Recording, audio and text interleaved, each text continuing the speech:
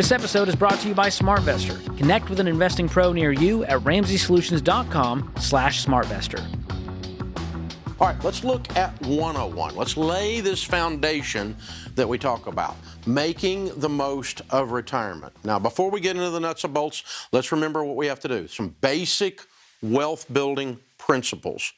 And these are principles, again, that the wealthy align with, and I see these all the time when I'm meeting with people that have been successful in actually building wealth. Again, these are not theories. This is observable principles within people who have really done it, not somebody with an opinion. See, one of our rules around Ramsey is don't take financial advice from broke people and people that aren't living the way you want to live your life, that their values are not aligned with you. So, wealth building principle number one, wealth is a blessing. It is not evil. Rich people are not evil. Wealth is not bad. It is not good. Wealth does not make you bad. It does not make you good. It does not ruin your children. It does not ruin your marriage. It does not ruin your relationships. It does not ruin your character. It is none of those things. It doesn't have that power. What it will do is reveal your character. If your kids are a hot mess and you have a whole bunch of money and you dump it on them, you're going to make a really large hot mess. Well, no kidding. Wealth magnifies the good and the bad within the individuals that it touches. And so you're not evil for building wealth. Wealth is not bad. Now, this is an important principle that you adopt, and you believe that wealth is not evil and that wealthy people are not all automatically evil because they have or built wealth. Because here's the problem.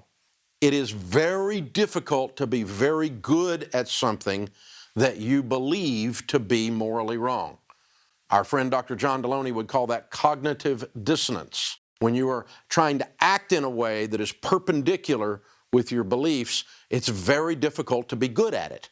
So if you down inside have the tapes playing from some kind of toxic childhood message at some kind of toxic church or toxic family meeting where they said wealth is bad and wealthy people are horrible, and you believe that, you feel guilty if you actually win in the wealth building area, you're going to struggle with it. So the Bible does not say that money is the root of all evil. It says the love of money is the root of all evil. The worship of money is the root of all evil. We believe, those of us that are people of faith who have a proper biblical view of wealth, is that we are blessed to be a blessing. We're not just blessed to be consumers and hedonistic. We're blessed to be of good to our family, to be of good to our culture, and to even treat ourselves well, and to help where there's problems out there in the marketplace. Wealth is good for that. I've never seen poor people feeding starving children, but I have seen a lot of rich people do it. I've seen a lot of rich people do some amazing things helping the downtrodden, helping the disenfranchised, and they used money to do it. And there was no evil involved. As a matter of fact, they were fighting evil. So being generous is a big deal. It's a part of understanding I don't own it. I'm managing it for the good of my family, the community, an inheritance, the world, the downtrodden, the disenfranchised, the poor, the widow, and the orphan. That's the job of the wealthy. And it's okay to do all of those things with wealth. And again, it's a reflection of who you are when you get the money. So sometimes I hear my friends that are Christians who are oversaved or they're confused about what the Bible actually says, that they believe that wealth is evil. The Bible does not say wealth is evil. Nowhere in there. It says it's powerful, and be careful of things that are powerful because they can destroy you, but be careful. As a matter of fact, God says in the Bible, in Deuteronomy, remember the Lord your God, for it is He who gives you the ability to produce wealth. So, principle number one, wealth is not evil, and you're not evil if you get some. And quit letting people, leftist communists, tell you that you've done something wrong because you've been successful being of use in the marketplace. It's ridiculous. Now, wealth building principle number two, how you think about this, your mindset matters. We did the largest study of millionaires in North America ever done at Ramsey. Airtight research. Even had an outside research firm looking over our shoulders at our research techniques to make sure that we didn't have any kind of confirmation bias going on, because we knew we'd be criticized when we discovered what we thought we would discover, which is that it's still possible to build wealth in America today. We found out a lot of very interesting things about millionaires, and we disclose all of that in the book Baby Steps Millionaires, which became a #1 bestseller when we put it out. White paper is in the back on the whole detail. But one of the things we asked was, we asked millionaires this. 97% of the millionaires agreed with this statement. Here's how much your mindset matters. I control my own destiny and am responsible for my future. Wow. When we surveyed the public, 69% believed this statement was true. Your mindset matters. You believe you control the variables. If you plant corn, you can expect corn to grow. If you don't plant corn, don't be standing around and saying, I'm a victim, but you didn't plant any corn. So you've got to plant something if you want something to grow. There's a cause and effect thing that happens in wealth building. I control my own destiny. I'm responsible for my future. Number 3, principle. True wealth building is almost never fast. It's slow and steady. And frankly, it's often just dog boring. It's nothing exciting. It's really hard to brag to your friends when you're the tortoise and not the hare. One of the things I did after I went broke was I said, I'm going to have lunch with as many millionaires as I can to find out how they think. And so now I've met thousands and thousands of millionaires. We've done the largest study of millionaires ever done. I've been a millionaire second time, many times over, for decades now. So then I started saying, okay, I want to meet with billionaires. It's very interesting. There's a difference in the way they think than millionaires. But I found this guy who was 72 years old over in the Carolinas, and he agreed to have lunch with me, and I went to his favorite barbecue place, and it was just a very simple little barbecue place, and we're eating out of, paper plates there, and it was really good barbecue. But we were going through that. I said, okay, so I'm decades younger than you. You know a little bit about me. He knew who I was from the radio and stuff. And I said, so tell me, what would you do if you're me? And he gave me a couple things. And he said, I want to see you keep being generous. I see you give stuff away on the radio. I suspect you're doing it behind the scenes. Keep your generosity muscle. Keep it building. Keep doing that. And he gave me a couple. And he said, and then there's this book you need to read. Now, I'm a book junkie.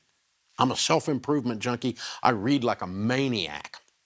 And so I'm always trying to find something, some other little piece of life that I don't know about, that I don't understand, that I can get out of a book. And so when a billionaire, that's 1,000 million, says, you need to read this book. I'm like, I need to read this book. What is this book? And he goes, it's so good. I read it to my kids when they were growing up. It's so good. I read it to my grandkids. And now, Dave, I am actually reading it to my great-grandkids. This book is amazing. And I'm like, okay, this is amazing. I got my pencil out. What's the name of this book? And he goes, The Tortoise and the Hare. I was a little disappointed. I'm like, I'm meeting with a billionaire here. I'm having a good barbecue with a billionaire. And he gives me an Aesop's fable, The Tortoise and the Hare. And I guess he saw the disappointment on my face. He said, no, Dave, this is a very important principle. He said, most people that don't build wealth, that think they're going to, they're the hare. We live in a whole culture full of hares. We live in a whole culture where everyone has the attention span of a gnat. And he goes, you've got to be slow and steady. Slow and steady like the tortoise. He goes, you know the end of the book. And I'm going, yeah. He goes, you know the whole story. I said, yeah, I know the story. Hares running around all over the place. Tortoise is steady. Hare can't catch up. Too late. He sees that the tortoise is about to cross the finish line. He sprints and tries to catch up, but he's been distracted in lack of focus. And the tortoise was focused and steady, and the tortoise wins. And he goes, no, here's what's important. I said, well, what's important? He goes, every time I read the book, the tortoise wins. I'm like, okay. But I mean, I woke up about 3 days later and I went, every time the tortoise wins. I get it now. Slow and steady wins. And that is what I've observed with people that build wealth. It's what we found with the millionaire study. It's what we found a whole bunch of other places as well, anecdotally with the people that I hang with and I'm talking about and I'm referencing right now. Slow and steady wins the race. Every time I read the book, the tortoise wins. Number 4 principle for wealth building. Never invest in something you don't understand. If you can't explain it to someone else, don't do it. Don't do it because I said do it. Don't do it because George said do it. Don't do it because anyone else said do it. Do it because you understand it.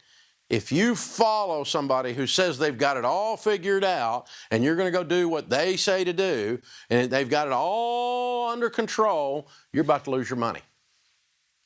Your job is to manage that money that God gave you to manage, and you better be able to explain what you put it in.